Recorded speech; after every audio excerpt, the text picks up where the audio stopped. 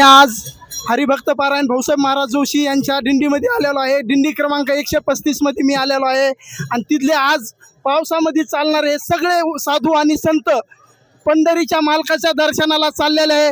माऊली, तुमचे काय भावना आहे पंढरीच्या पांडुरंगाचं दर्शन घेण्याविषयी? फार आनंद वाटतोय।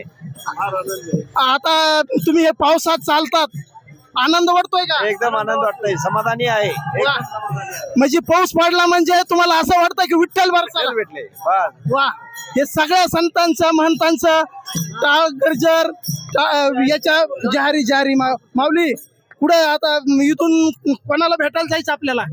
विठ्ठलाला। किती दिवस झाले चालतात?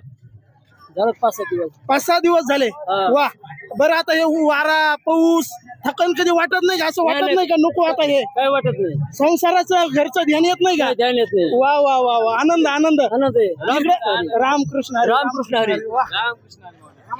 हे बघा, यानंतर दिंडीचे चालक हरिभक्त पारायण भाऊसाहेब महाराज जोशी यांच्याशी आपण 2 शब्द बोलणार आहे।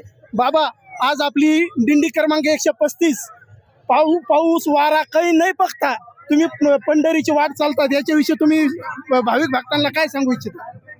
पंढरीची वारी आहे माझे घरी, अनेक न करी तीर्थव्रत।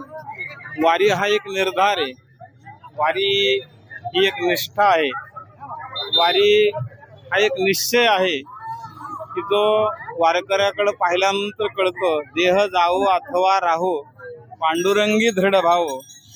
जसा प्रपंचातला मनुष्य कोणत्याही नैसर्गिक आपत्तीला थांबत नाही, तसा वारकरी देखील ऊन वारा पाऊस कशाची तमा न बाळगता